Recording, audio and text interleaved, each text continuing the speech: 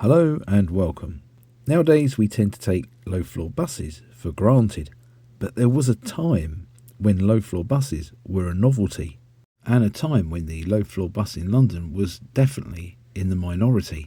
Climb aboard a YouTube time machine and come with me on a return journey all the way back to 1993 as we look at the first low floor buses in London.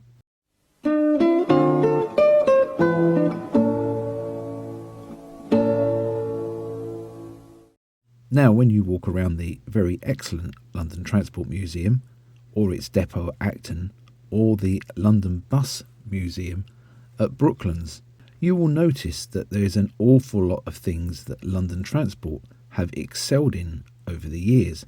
There's an awful lot of innovation on display in all of these museums. There's of course things like the ACQ with its side engine, and I don't need to mention the AC Routemaster, do I? There's even a DMS in the London Transport Museum, DMS1. Now, I don't know about you, and maybe I'm going off track a little bit here by saying this, but don't you think it's strange that London Transport held on to DMS1 when it sold RT1 and sold RM1, although of course it brought RM1 back. And then I suppose you could argue that RT1 isn't actually really RT1, as it's mounted on the chassis of RT1420, which was a Craven's bodied bus that had a bit of an argument with a low railway bridge. This happening in 1955, and in 1983 it was exported to America, before coming back a few years later and being fully and beautifully restored. And indeed it's the same for RM1.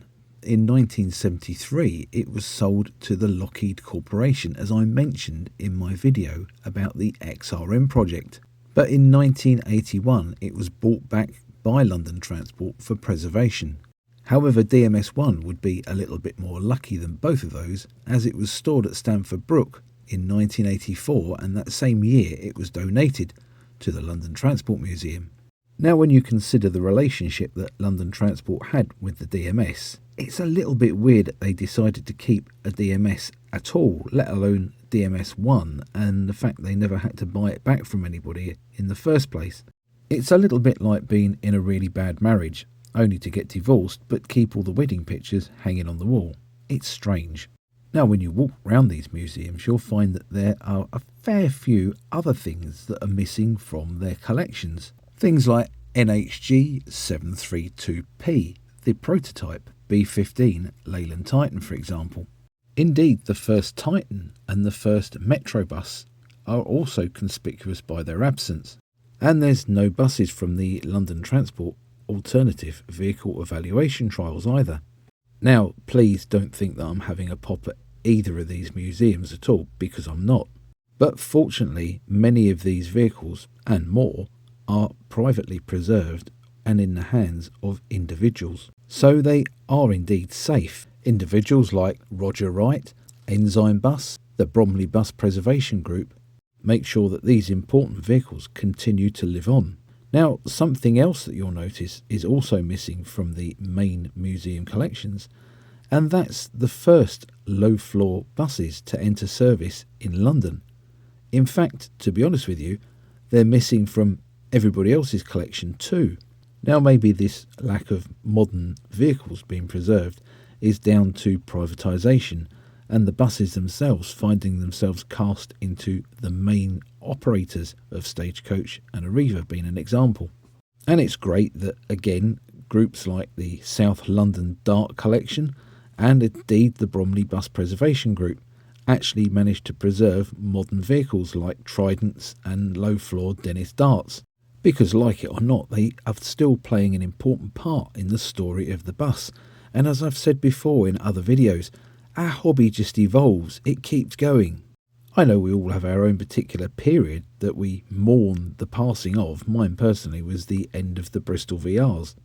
But the thing is, things don't go on forever, do they? And eventually they would get replaced. And it happened in the 70s when the Leyland National came along and replaced lots of our old lovely half-cab buses, and underfloor engine buses for that matter, with this new rattling, smoking, plastic-seated contraption. which took many years for people to learn to love. And before that, in the 1960s, in some fleets, the rear-engined Leyland Atlantean came along and was replacing front-engined buses. And the rear-engine buses, such as the Atlantean and the Fleet Line, were hated as much as the National was in the 1970s. It does make you wonder, doesn't it, that when London General replaced their old open-roofed K-type buses with more modern buses with a roof and maybe even an enclosed staircase, whether somewhere in the background there was somebody saying, well, actually, I quite like sitting outside in all the smog and the rain. I don't like these newfangled roofed buses. They're not going to ever catch on, you know. So basically what I'm trying to say is, wherever there's been changes within the industry, as enthusiasts, I guess we've always looked for scapegoats to try and blame for the vehicles that we love being taken away. And I think it's fair to say that low-floor buses kind of fitted into that blame game scenario rather well. By the 1990s, the large fleet of Leyland Nationals that London Transport had were starting to be in need of some replacement. If you would like a video on the Leyland Nationals within the London Transport fleet, please comment down below, because I think it would be quite an interesting little subject. What do you reckon? London Buses, as London Transport had become, had started to invest heavily in midi buses and minibuses. To be fair though, mostly midi buses. They'd invested heavily in things like the Metro Rider, the MR, and the long wheelbase equivalent, the MRL.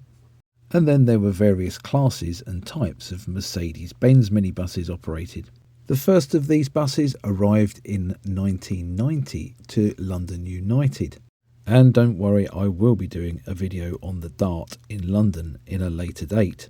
But at the time, London Buses wasn't sure if the Dart would be able to fulfil a large saloon role as the way that the Leyland National had. It was, after all, a completely different kettle of fish. It was a smaller, lighter weight bus. And indeed, the first Darts that London Buses had taken were all to the 8.5 metre length, which was just under 2 metres shorter than a Leyland National. Over time, London Buses would try such things as the Optare Delta and Leyland Lynxes, and it even sampled a Renault PR100. And it's safe to say that it was one of the few companies in the UK that did. They also tried the Scania N113 and Dennis's heavyweight chassis, the Lance. London Buses seemed to like the Dennis Lance and took several batches. There was the LA class, which was fitted with Alexander bodywork and had been used on Catford's 36B, these arriving in 1991 and would go to 16 vehicles. 1993 would see 31 going to Metroline at Willesden and Cricklewood, and these would become the LN class and had Northern Counties Paladin bodywork. These being used on the 302 and the 113 routes. And then a year later, in 1994, a further 12 Lances would turn up at Catford Garage for the 208 route, and these would become the LV class, which had Plaxton Verde bodywork. But it was around this time that low-floor buses were starting to make a little bit of an impact around the UK. Now, a little while ago, I made a video about the Optare Solo, and in that we discovered that the need for low-floor buses went back to just over 100 years. And what I'll do, I'll put a little link up to that video in the top right hand corner so you can watch that video at your leisure. It does have a little bit of a history of the low floor bus in there as well, which is always handy to refer back to in cases like this. With the legislation of the requirement for all vehicles to become wheelchair accessible, new vehicles were going to be needed, and a new type of bus was going to be needed to be built. In March 1993, Dennis launched the Lance SLF, which stood for Super Low Floor, and this was destined to be the first low-floor bus chassis manufactured in the United Kingdom. Now again, you know what I'm going to say. I've done a video on the Dennis Lance and the Dennis Lance FLF, and I'll put a little link to that video up in the top right hand corner for you to watch at your leisure. Now, interestingly, as well as being the first low-floor bus being manufactured in the United Kingdom, it was also the first new bus chassis in the UK to be fitted with disc brakes as standard. Now, around the same time, Scania were also developing a version of its N113 to be a low-floor bus. London Buses would specify the bodywork to be built by the Irish coach builder Wright of Ballymena. Their low-floor bodywork at the time being called the Pathfinder 320, and it would make a 10.8 long low-floor bus. So slightly longer than a short Leyland National, but not quite as long as a long Leyland National, the long Leyland National being 11.3 metres long. The first 10 of these buses, which were coded LLWs, would arrive in December 1993 and would be delivered to Fulwell and Hounslow garages. After the initial customary spell of type training, from January 1994, they started working on Hounslow's Route 120, which ran from Hounslow bus station to Northolt station. In November of that year, 1994, London United was privatised and it took on the 10 LLWs. Now, these buses technically passed to Westlink or Stanwell buses in March 2000, and this was when the Route 120 was given over to low-floor double-deckers. This would see the LLWs moved over to Hounslow Heath for the H91, which ran from Hounslow West Station to Hammersmith. But a strange twist of fate would see Stanwell buses taken over by London United in September 2000. And this would see the LLWs painted in the very attractive London United livery with a dark grey skirt, London Bus red and a light grey roof. Now, of all the liveries that's been in London over the years, this has got to be one of the classiest, hasn't it? I must admit, this one and the Metro Line one with the blue skirt, they are probably my two favourite ones. In June 2001, the H91 route was transferred to Stamford Brook Garage and the LLWs moved over with it. And they moved back to Hounslow Heath Garage in May 2002. Now, sadly, like many firsts in the bus industry, the first Leyland Atlantean, the first Daimler Fleet Line, the first Leyland Nationals, these buses didn't have a very good name for reliability. This would see them being replaced in July 2004 by Dart SLFs. They did have a final swan song as they were used just before Christmas on the Kingston-Chessington Park and Ride route K50. After this, though, in early 2005, they were all sold, all 10 going to A to Z buses in Birmingham. Unfortunately, it looks like most of them have bitten the dust by around 2009, with them all being sold to the various Carlton scrapyards. As was customary with Wright bodywork at the time, these buses were registered in Northern Ireland, so all had ODZ registrations, a bit like the early Wright handybus Dennis Darts. LLW 11 to 24 were delivered to Centre West for the Uxbridge buses route 222, which ran from Uxbridge Station to Hounslow bus station. Centre West was privatised in September 1994, but very little changed as far as the LLWs was concerned. They stayed on Route 222. Now, by this time, of course, Centre West was in the hands of First Bus, and in September 1998, another bus of the same type was transferred from within the first group from Yorkshire Rider, and this would be numbered LLW 31. Now, the quirk is that there was already an LLW 31, and this was operating with Metro Line. And you can imagine how confusing that would be in the case of an emergency when they had to do a code red and give the fleet number, wouldn't you? This Yorkshire interloper had the registration of M221EAF and could regularly be found on the Route 335, which ran from Slough bus station to Newland Park and Chalfont and Latimer station. The 222 was lost to tendering to London United in 2000, and the LLWs, apart from our Yorkshire friend LLW 31, spent a lot of time on routes 27 and Route 92. But the need for capacity would see these routes to be double-decked, and First would transfer the batch of LLWs to First Southern National and First Bristol in the spring of 2001, whilst LLW 31 would stay on the 335 until Christmas 2002, when it was transferred to First Midland Red. Again, this batch would feature the ODZ Northern Ireland registration, and they've all since departed for scrap. LLW 25 to 38 were delivered to Metroline for use on the 186 Brent Cross to Norfolk Park Hospital, which was originally operated from Harrow Wheel Depot. Now, originally when all these buses were delivered, they all wore the standard London Buses livery for low-floor buses, which was plain red with a white arrow down the side and low-floor branding.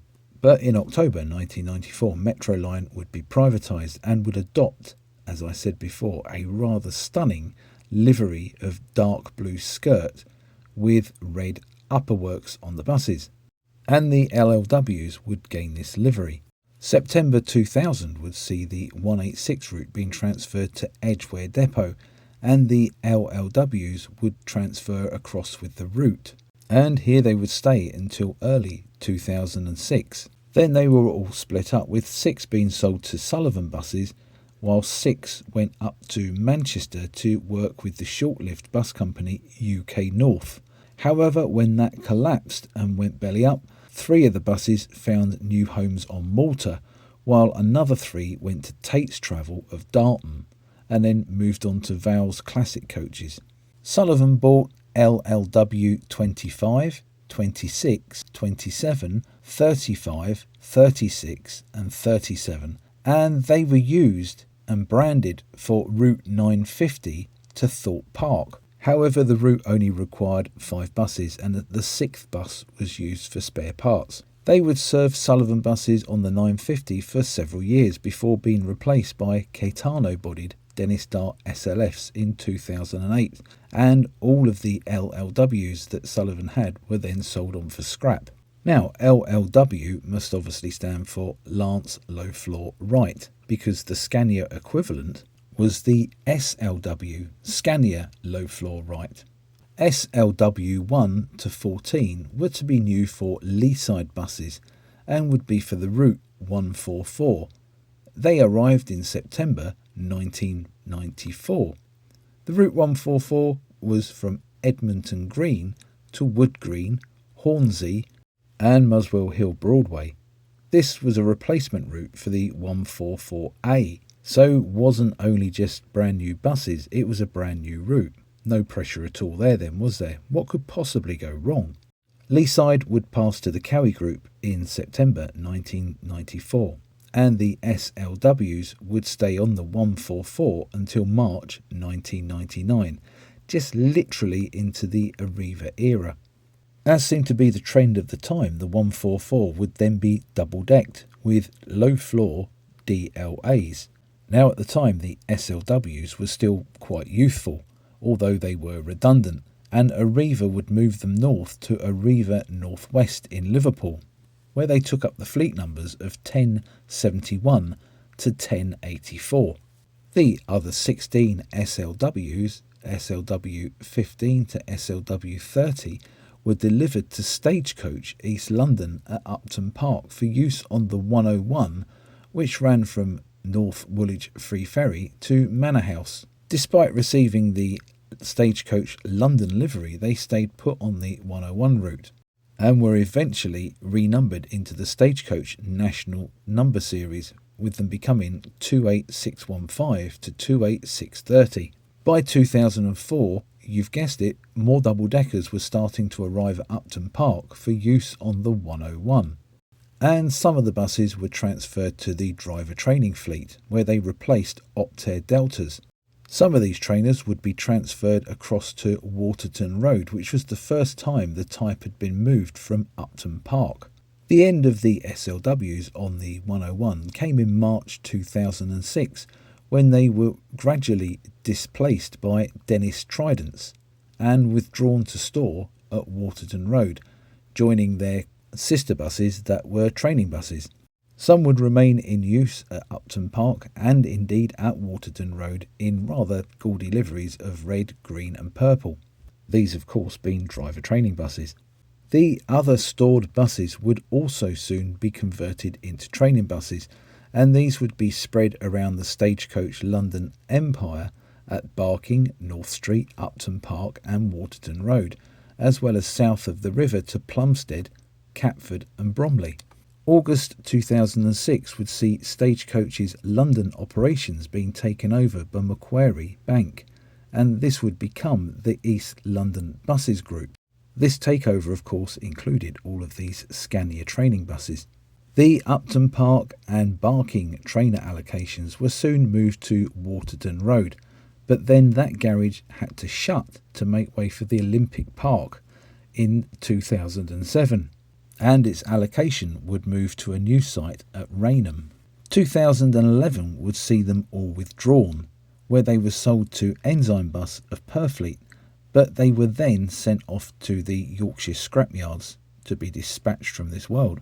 Now 4 more low floor Dennis Lances with Wright Pathfinder bodywork were also delivered to an operator not necessarily in London, but in the home counties, and in a way it does have strong connections to London buses and London transport.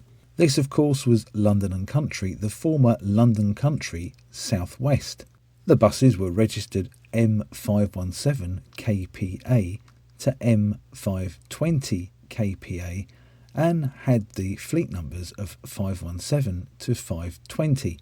These would be delivered in January 1995, and 2 would go to Guildford and 2 would go to Leatherhead, where they would be used on the 408, which ran from West Croydon to Guildford.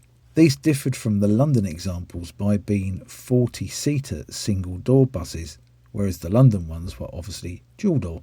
In 1998, these would be renumbered LSL 5 to LSL 8, and these would be joined by a 5th bus that year, which would become LSL 9 and was given the registration N527 SPA. In April 2001, after just 6 years service, all of them except LSL 8 went to Arriva Northwest, with LSL 8 being used at Guildford on an easy access service. LSL 8 would gain the Arriva corporate blue and cream livery and would eventually be renumbered 3018, and it was variously stationed between Guildford and Cranley. 2006 would see 3018 transferred to Arriva Kent and Sussex at Tunbridge Wells, where it would even appear on the 402 route to Bromley. Some of the other buses, once their use with Arriva North West in Liverpool was over, were exported to Ireland, and it's not known if any of this batch survive at all. Well, there we go, the pioneer batch of low-floor buses that led the way to something that we very much now take for granted.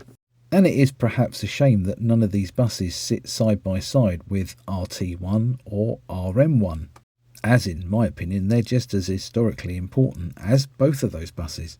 And it's worth noting that in fact a similar thing happened to the early Leyland Atlanteans when they were being withdrawn from service, that there were so many other interesting types of buses coming out of service at that time with front engines that very few of the initial Leyland Atlanteans and indeed Daimler Fleet lines actually managed to survive into preservation.